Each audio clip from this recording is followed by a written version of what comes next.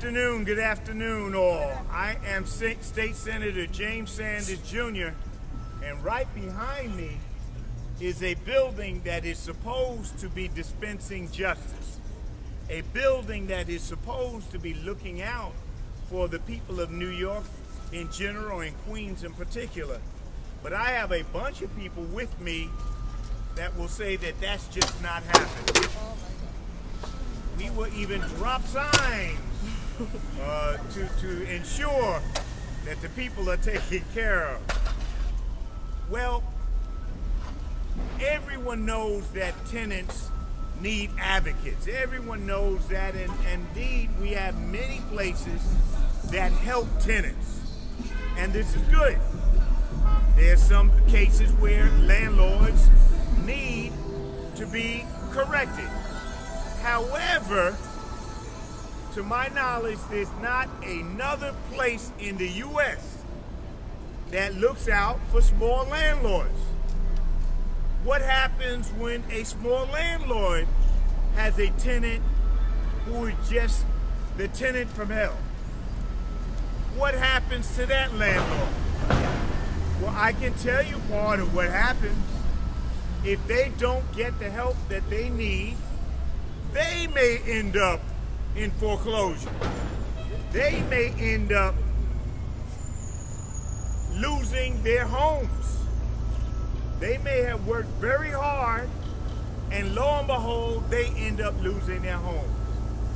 Now, many people have seen that there has been an injustice, but we are moving on it. When I thought of who could help me, who would be willing to help me, I immediately thought of the Neighborhood Housing Services and the Jamaica branch in particular. This branch has been fighting on the issue of affordable housing for years. Whether we fought to help people own a home or for tenants to stay in a home, but they too saw certain injustices that had to be balanced, had to be made right. So I'm grateful that they came out and said that they too would give legal advice. Now, they're not going to represent people in court per se, but they will give you legal advice on what your options are under these conditions. Now, I could speak and go on for years, but I would rather you hear these people behind me, these small landlords who have stayed trying to make sure that New York is a better place. But first, we're going to hear from the executive director of the Neighborhood Housing Services of Jamaica. And of course, that is none other than my sister in struggle, Lori Miller. Ms. Miller. Thank you. Good afternoon, everyone. As the Senator said, Lori Miller, Executive Director of Neighborhood Housing Services. We are a full-service housing agency. We have been serving Southeastern Queens since 1974. We like to say, unfortunately, we are often the best-kept secret. What we have realized in serving the community is that in a community where most of the homeowners are owners of 1 to 4 family units, these are small landlords. And so when you typically hear folks talk about landlords, they think of the big landlords. They think landlords are making a fortune. That is not the case. We are talking about people who, but for the rent that their tenants are paying, as the Senator said, may not be able to stay in their homes. And as we all know, this pandemic has wreaked havoc with the economy and with folks, who often have struggled just to stay in their homes under the best of conditions. One of the statistics for our community is that 46% of the homeowners in our community are what we call cost burden. That means they are paying more of their income than they should just to maintain themselves. So now you couple that with a landlord who can only pay his rent comfortably with rent from his tenant. The tenant is now no longer paying rent because they may have been impacted by COVID. The landlord now has to still pay his rent. What we are trying to fight is displacement. NHS of Jamaica has added programs in the last year that target specifically avoiding displacement. For instance, the ERAP program. We are now one of the organizations serving southeastern Queens that provide assistance applying for the ERAP program. So if you are a landlord or a tenant and you have issues because tenants have not paid their rent, you need to give us a call and we will work with you. We'll work with the tenant, we'll work with the landlord. We try to bring them together, to resolve the issues. We also do just sort of general advice. It's not always legal, but we want to make certain that landlords know what their rights are, what their responsibilities are, what the tenants' rights and responsibilities are. And we do have an attorney on staff. It's Kimberly McLean. Kimberly will be the staff person. She'll be the attorney who will be providing the counseling. We anticipate that there will be a lot of people who will be reaching out to us for assistance. So we're going to be sourcing other resources as well. When you need to be represented in court, if you have an issue with being able to afford that, there are resources out there. So even if there's services that NHS of Jamaica does not itself provide, we are a great source of referrals and resources. So I'd like to thank the Senator. We've been working remotely. I'm proud to say that on day one of the shutdown, NHS of Jamaica was operational and able to continue serving the community, and we have done that through the pandemic. I was working remotely when I got the call. I recognized the phone number, and I was like, wonder why the Senator's office is calling me. And they said, can you hold for the Senator? And I said, absolutely. And he asked me, is NHS of Jamaica interested in doing this program? And without hesitation, I said, absolutely. This is our community, and we are here to serve the community in every way. If you can see behind me, we have our standing, I don't even know what to call it, but it shows all the programs and services. But again, if there's something that's not on there, come to us anyway. Come to us, and if we can't help you, we will steer you in the right direction. So we're really excited about this because this is very, very important. It is important to stabilize our community. It's important to keep the small person, low and middle income homeowners and tenants in place. And certainly, under these conditions, it's more critical than ever. It's not just a matter of comfort; it's a matter of safety as well. So we're happy to be part of this program, and we are looking forward to being able to expand our services in general to landlords and tenants. And as I said, give us a call. Our phone number is behind me. And again, we're happy. Thank you, Senator. Thank you. Now, some people feel that when we speak about landlords, we're speaking about people who make $100 million a year, who got plenty money. If they would just let go, the economy would just be better by themselves. No, my friends. We are speaking about the small landlords in New York City and Queens. We're talking about a person who owns their home, maybe another home, maybe two homes, but that's about it. We're talking about the little guy. We're talking about folk who don't make that $100 billion per day. We're talking about folk who bought into America. They wanted their American dream. They are providing a good lodging, a good space for tenants, but they need a good tenant for those good spaces. And we also are worried that they could end up being homeless themselves. Not getting the money in means that they may deal with foreclosure, which means that they end up as tenants. So we're calling upon the federal government, release the money so that we can get this to these tenants and to the landlords. We also have to look at how, I heard you, how that money is delivered. That money needs to come with very few restrictions straight to the landlord. Straight to the landlord. We need that money now. The state is sitting on money that could have helped people pay their rent, which means money to these people. State, release the money. Federal government, release the money so that they can be taken care of. Now I'm going to call upon some people to speak and to show that they are not that billion-dollar I almost named names. Howard Hughes, he doesn't exist. He's not alive anymore. Everybody not Howard Hughes. Some people are Pastor David Cockfield. Some people are trying to do the right thing. Pastor Cockfield, will you come up here and give your story and show in 2 minutes who you are? Thank you. Thank you, Senator.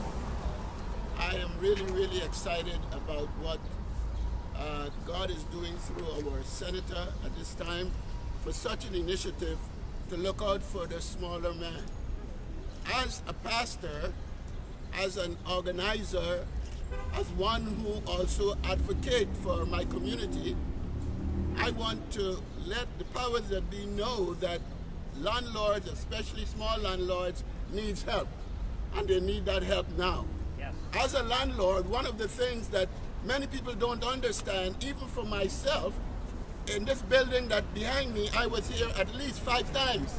And my purpose for coming here, it is because there were individuals who rented my apartments and weren't able to pay the mortgage.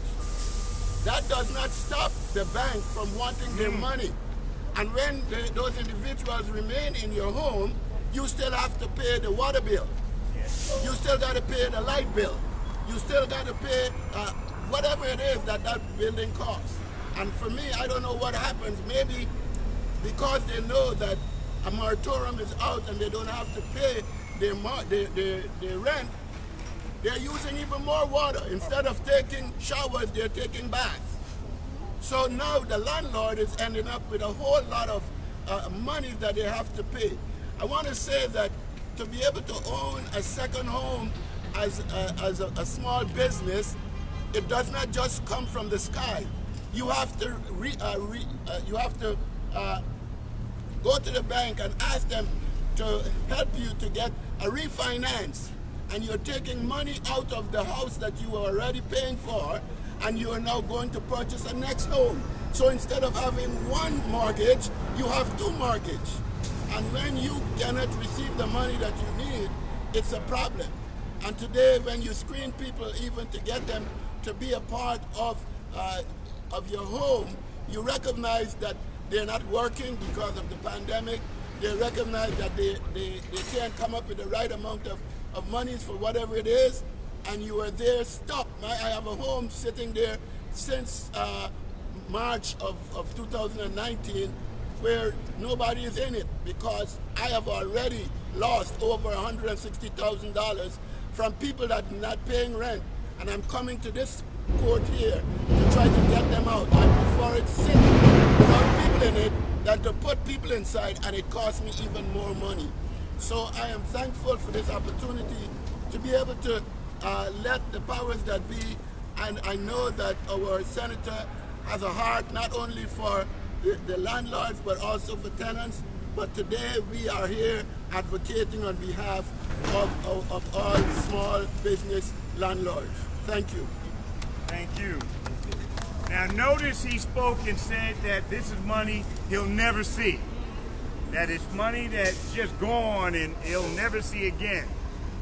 One of the champions of the movement for fairness is, of course, our dynamic assemblyman who hit the ground running and has not stopped. And that assemblyman is none other than Khalil Anderson. Yay! Thank you. Thank you so much, Senator Sanders, for your leadership on today's press conference and making sure that the monies that we did our job in March. When we allocated money in the state's budget through the federal aid relief to small homeowners, to small landlords, for the loss that they've had through this COVID-19 pandemic, we intended for that money to get down to the people. We intended for that money to get down to the small landlords. We intended for that money to get down to the people who suffered the most. And it's been several months since March since that money has reached our small landlords and our small homeowners, and they cannot wait any longer. Forbearance is not going to be the end-all be-all to protect our small homeowners and our small landlords. And we did our job in Albany, and now we're calling on the executive, the governor, to do his job and make sure that this money reaches the people. The aid and the relief that our folks are struggling without in this moment goes down to the people. We've done a lot around tenants. We've made sure that ERAP is going out to tenants and small homeowners, but now we have a fund of over $100 million for distressed landlords who have not received any rent throughout the pandemic, and we need to support them in this effort.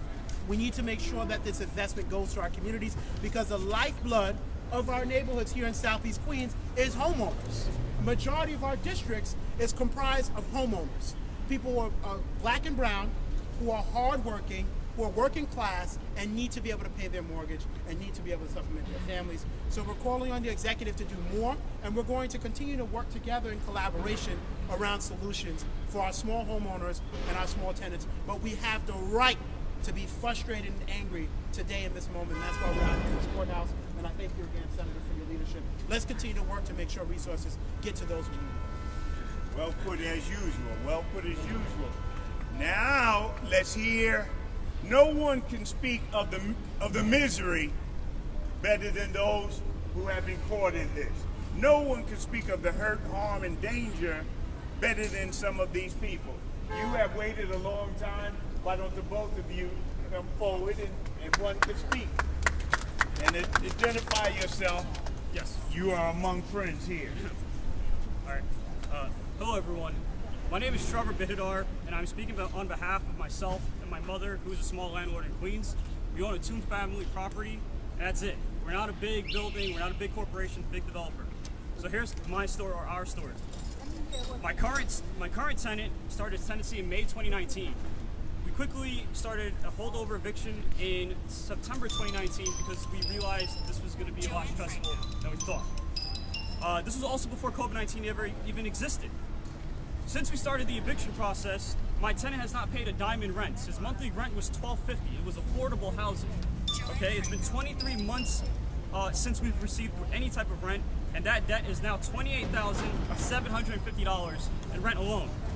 But since then, since we started the eviction, he has also intentionally flooded his unit above us. He's on the second floor over 20 times, so water comes down to my floor, to the point where we've had to remove our light fixtures from the ceiling to reduce risk of electrical fire, and had to take down our family photographs and decor on the walls because all the sheetrock and walls are damaged. He's left feces at my door, at our entrance door, and thrown it at our driveway fence. He's intentionally damaged the property in many ways, including breaking windows, clogging pipes, removing smoke and carbon monoxide detectors, and then reporting us to HPD and buildings so that we can be issued fines and violations. If you include the rent owed, the property damage, the legal fees associated with all of it, and the cost of the violations, we're in a hole over $80,000 and counting by the day. When we rented the apartment to him, it was newly renovated. He has also intentionally ran the water day and night to the point that there's no hot water left in the morning when my mother and I have to get ready for work. It's so bad that when my sister's 3 kids, who are all under the age of 8, are over, my mother has to heat up water on the stove to give them a shower. There's much more to say about his behavior, but I do want to keep this as brief as possible. And my last thing I want to end on the list is that he's also assaulted and hit me over the head with a metal pipe and was arrested for it, and is able to return to the home with the order of protection, where he cannot harass or contact me. This happened in March of this year, and since then he's violated that same order of protection 3 times since and has been arrested for each time. Because of COVID, our case was delayed months. After finally being heard and having a warrant signed and ready to execute, the New York State blanket eviction moratorium began. It has allowed bad actors like my tenant to remain in their apartments while landlords suffer mentally and financially. Now, I want to be clear, a landlord's goal is to keep their units occupied by good tenants. It's not to evict, it's to keep them occupied by good tenants. There's this idea that tenants are against landlords and landlords are against tenants, but we really need each other. Tenants need good landlords to provide good quality and affordable housing. Landlords need good tenants to abide by their leases and make their rental payments. The eviction moratorium does not help tenants, nor does it help landlords, because it just does not solve the root cause of the actual eviction. It just kicks the can down the road. In cases where it is not payment of rent, the eviction moratorium just causes tenants to accrue more debt. In addition, tenants cannot find new apartments to rent because there's no movement in housing court. But what do both landlords and tenants actually need? We need action. We don't need more of a moratorium. We need rental assistance to wipe tenants' debts and make landlords whole. We need housing courts to function quickly so issues can be resolved in a timely manner. The focus should not be an extension of the moratorium, but instead getting help to the tenants and landlords that need it. That's why I'm here today to thank Senator James Sanders for stepping up and creating a program that isn't just a Band-Aid solution. It is a program where both tenants and landlords can seek assistance to help them with their issues. It is the first time in a long time that I see some support being provided to small landlords, which is great because small landlords are the ones providing most of the affordable housing that's actually nice to live in. With that said, I used to love providing affordable housing with my mother, and I know my family is not the only ones going through the darkest times we've ever experienced. This is why we need a program to assist both landlords and tenants as we both struggle to get back on our feet. Again, thank you to Senator James Sanders for taking a proactive approach, while others did not, to helping solve a housing crisis in our city. Thank you. Thank you. Powerful words. Notice one of the points. This is also dangerous to some small landlords. If you know that a person has been arrested 3 times, why are you keeping them in the same situation? That sounds like a recipe for danger and getting in trouble. This is absurd and we should do something. And I say this as a lifelong tenant advocate, that I absolutely believe that we should make sure that tenants are well taken care of and protected. But I also am an advocate of the truth. And the truth also says not every tenant walks with God. Not every tenant is the best person out. Some are messed up individuals that don't need to be in that housing. And we need to get them out of there so we can put decent people who want to live there. Now, my sisters, it is your moment. You waited. This is your moment. Introduce yourself and tell the world. Good afternoon. Now you're gonna have to yell. My name is Kumar. I have a tenant. I think he's You're gonna have to schizophrenia. yell. He's schizophrenia, you know. And his mom, she rented the apartment and she brought him in. And she begged me to make another room for him, you know. And this lady, she always pray with me and everything. And apparently, like, she couldn't take him because he would pelt her and abuse her and cuss her. So she moved out and she left him in the apartment. So he's like, I'm a senior citizen also. He screams at night, you know, wake me up, and I get very, very scared, you know. And many, many times I call 311 and they say, is he misbehaving? And I tell them yes. And sometimes they show up and sometimes they never show up. And, you know, maybe 5 years now he's not paying any rent. And when I tell him, he say he's gonna pay, and he never pays. Apparently, like, he forgets. And, you know, I don't know, I am not a doctor, right? And he cannot clean the place. The place is very dirty, you know, it has roaches and everything, and the roaches come over to my place. So I'm asking the government or whoever is taking charge of this to do something about it. Thank you very much. Please. Hi everyone, my name's Vanny. So my mom came to this country from Guyana for the same reasons everybody else came to this country, for a better life, for herself, for her family. You guys okay with this?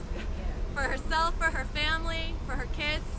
You know, she worked so hard. She sacrificed. She missed Christmases and Thanksgivings and all the holidays. She overcame obstacles. Still to this day, I don't understand how she overcame them. She went back to school, she became a nurse, and she helped people and saved lives along the way. And now, people are stealing from her. We have been forced to house people who are willingly not paying their rent since March of 2020. I don't know, can you imagine living in somebody's house and not paying rent to them for over a year? Or worse, can you imagine being that person that has to house somebody for free who is willingly not paying rent for over a year? And I say willingly because I live there.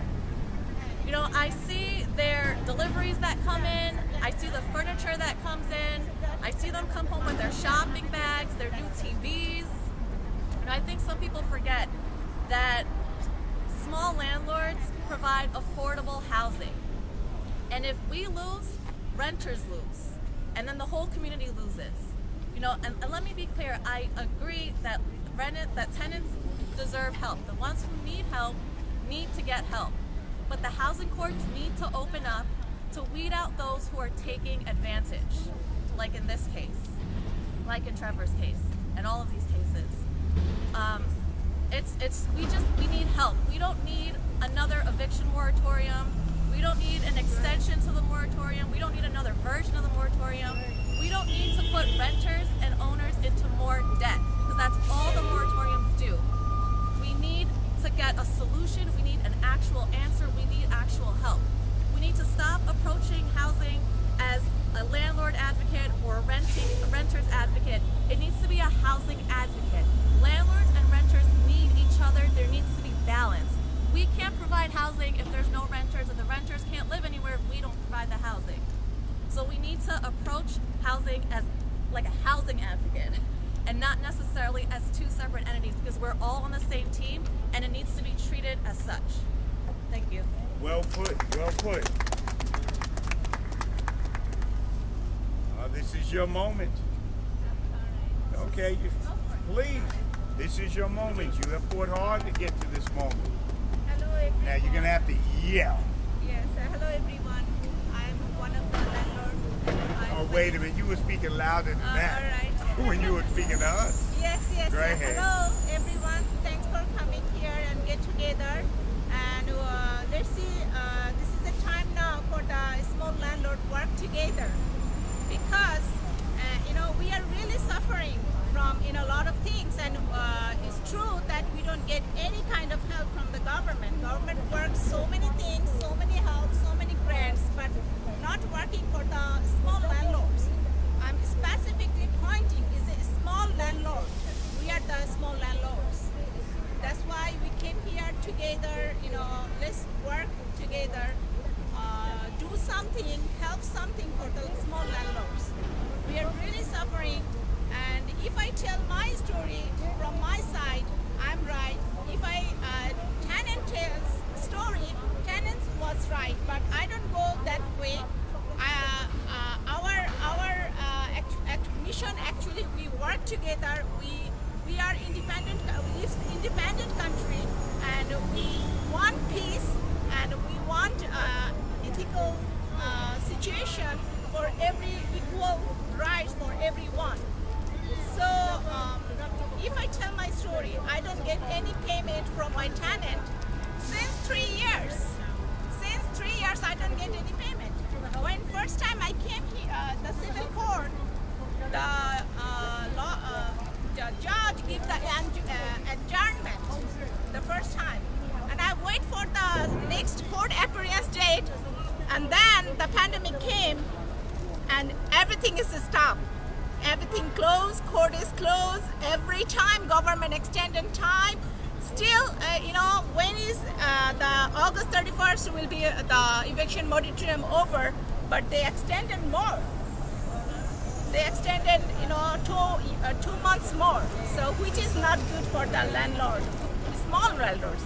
And we are the, just small landlord, just, works, simple work.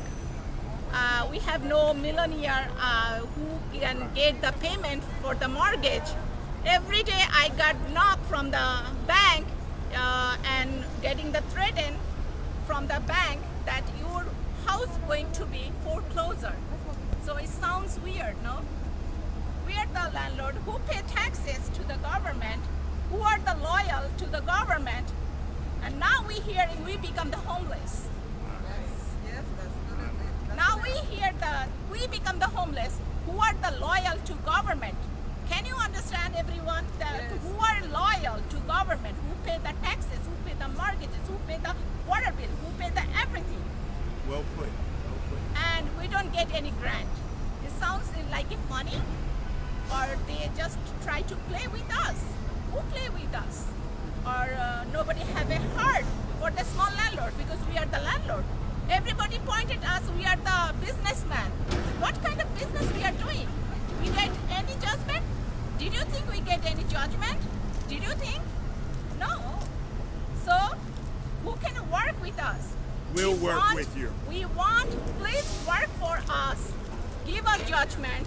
Give us, all kind of benefits as a citizen, legal citizen, USA. That's all. Thank you. Well put. Well put. In a moment, we will have Ms. Miller from NHS explain the process. When does the program start? What hours, etc. But you have heard a collection of people today, none of which is Howard Hughes. I'm sorry, does anybody have 100 million? If you do, please lend me 10. You'll never see it again, but that's all right. None of these people are Howard Hughes. None of these people own 5 blocks, 10 blocks.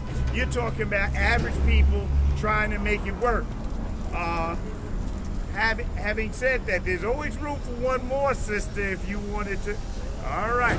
So, having said that, my friends, we are going to bring up Ms. Miller, who will give us the logistics of the program. What is the program and the logistics of it? I have with me Kimberly McLean. Kimberly is our staff attorney and foreclosure services manager. And we're going to be starting the program this Tuesday, August 10th, from 10:30 until 12:30.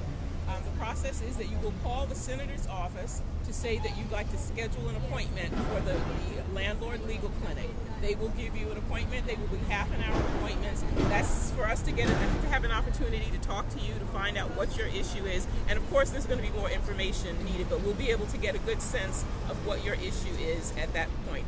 From there on, you will then be able to work one-on-one, with a housing counselor. And as I said, Kimberly is the staff attorney, so she'll be doing the initial meetings.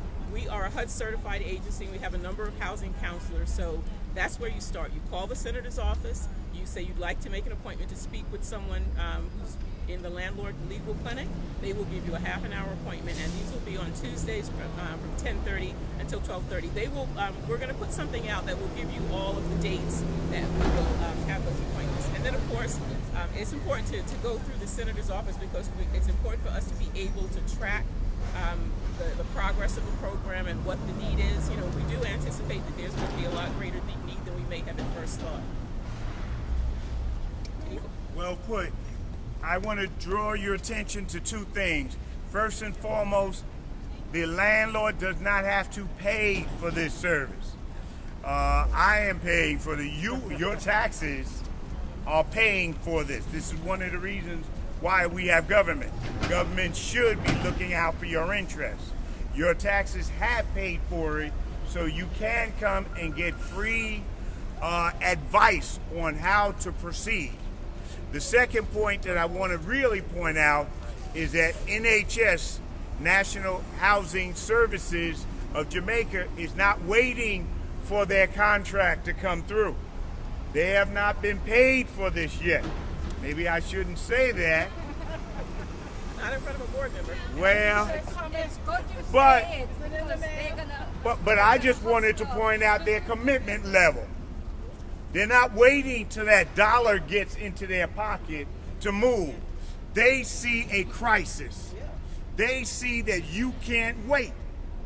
That you can't wait for government to move their money slowly, and whenever it does get there, it's gonna get there, but it moves awkward.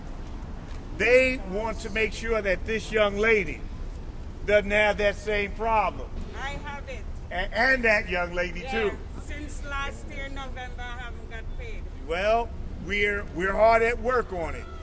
They have stepped forward, and this says something good about NHS, and I hope that the executive director keeps her job for it. Be a shame if she didn't. She should be promoted. Yes. Why, she should be given a raise for that type of thing. Yes, yes, yes. She should be. But I will say this, my friends. We represent you. If there is a problem, you need to go to your elected official and you need to tell them, hey, there's a problem. Don't assume that they know. Assume that they don't know. Put them in their best light. Assume they don't know. Go there and make sure they know, but go a step further.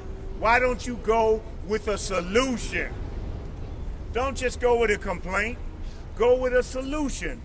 The solution here is very simple. A, government release the federal and state funds that are supposed to pay these folks. The money is already there. It's been allocated. That's right. Every day when you see that on TV, they're talking about you. That's right.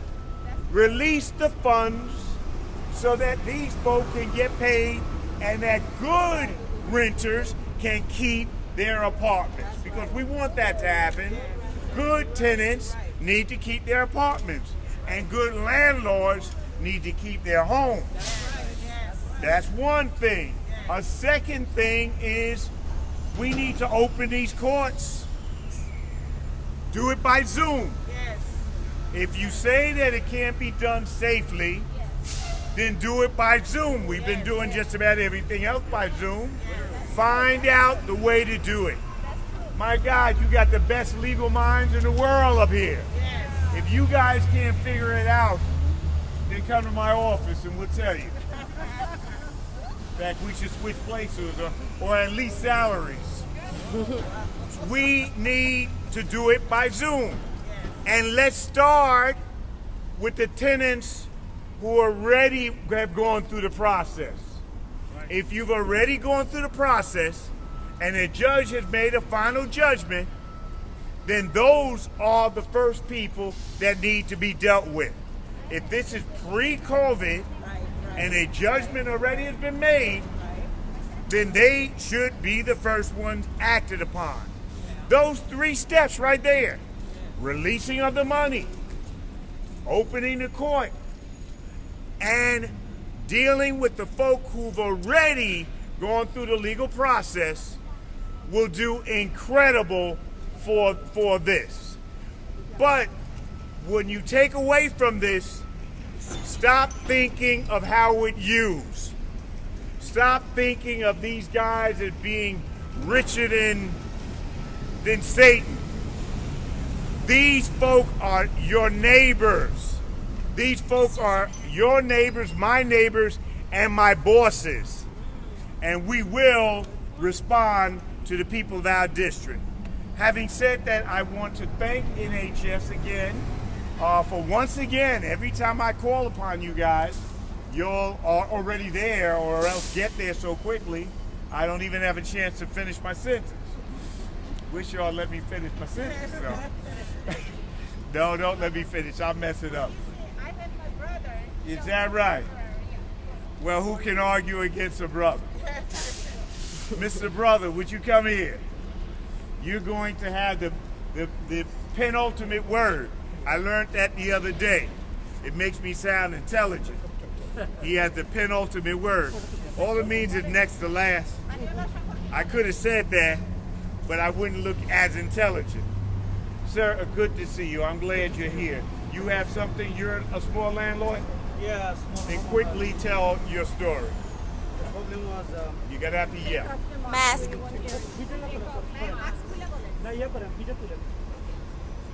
problem is I don't have to open the mask. Right? Oh, if you yell loud enough.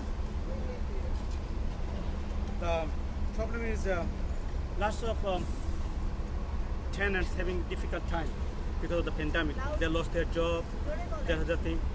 But the problem is the homeowners also having difficult time. Homeowners have to pay their rent, mortgages, they have to pay their utility bills. They have all kind of bills. They have no excuse. And property value going up every day. Every year it goes up. So the tenants, my tenants, I have friends, cousins, the tenant all of a sudden pandemic came in, they stopped paying bills. They stopped paying rent without any notice. So what they did, when you ask them for rent, they start harassing us by calling police, by running up the water, and making a false claim to the civil code, because code is open for the tenants. It's not open for the homeowners. So that becomes really difficult time. It's not only we're not getting rent, but we are getting harassed by tenants. That's the hardest part. And everybody's in the same situation. Everybody lost a job. Everybody having difficult time. I don't know why they are behaving like this. They never behaved like that before. It's happening all of a sudden. So I think the code needs to be open. Code needs to hear the real story. And I feel bad for the good tenants. They are really victim of this too, as homeowners, small homeowners. So thanks. Well, thank you very much. Well said. Now, I let one speak. You are so intelligent and so lovely. Why don't you both come forward and you can speak? Which one of you are going to speak? Are you sure? Okay. Reject. Okay, I'm a small landlord. You're going to either have to yell or take it down. All right. I'm a small landlord, and I have few city tenants in my house. And since last year, November, I haven't received $1 from SEPs for 2 of the tenants since last year, November. The rest of the tenant is like February. And yeah, 2 more tenants is February. I haven't received $1. You know, and it's a shame. The city should be ashamed of themselves, because we are a small landlord, and the what you call it? The city give the small landlord the least money for these tenants. You have to pay water bill. They don't care. Those tenants don't care, because mentally and physically they're not there, right? And you have to pay light. They don't care about your light. They don't care about your building, right? You have to stand the responsibility when you have city FEPS tenant in your house and you cannot get the money. Even though the tenants who are there supposed to pay $50, and sometimes, as the gentleman says, harassment to get that $50. Some of them pay, and for 2 years, I have one tenant there. 2 years ago, he owed me $170 something until today, and he's telling me he's not working, and the city's supposed to pay that $800, but the city not sending me that $800, only getting $750. So something have to be done that the city recognize the small landlord, and just like how they treat the shelter, they're supposed to treat the small landlord even better, because it's a private home. They're not lying down on each other like the shelter. They have their own space, and good space, good running water, good light, good gas. So the city should be ashamed and do better. And all that money that they owe me, they're supposed to pay penalty and that money. Because if I owe the city as a landlord, the city give me high interest rate and put on penalty and everything. So I think the city should reimburse all that money that they owe the small landlord extra for mental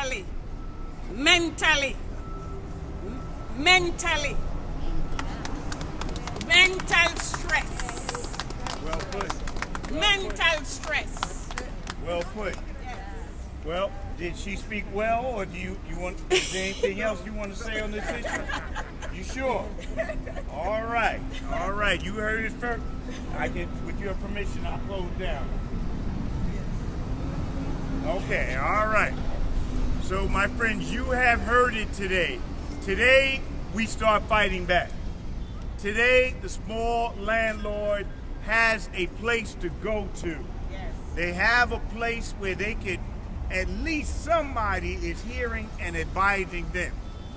NHS, again, my hat is off. If I had a hat, I'd take it off. Mentally, it's off. My hat's off to you. I think that to my colleagues in government, it is always such a great thing to stand with you as we start attacking some of the age-old problems in New York. My telephone number. Come on now, that's a pregnant pause. You're supposed to be grabbing a pen. Oh, y'all got this new thing out. Y'all got thumbs. My telephone number.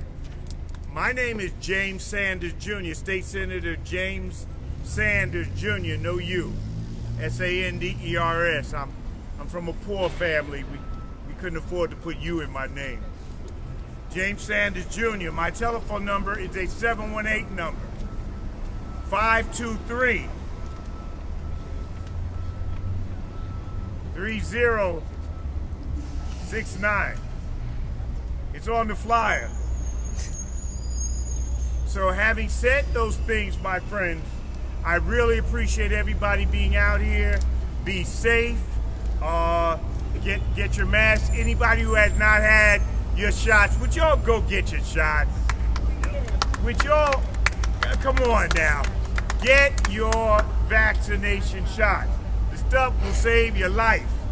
Hey, I know about the government. I can tell you more than Tuskegee 626. I can tell you more.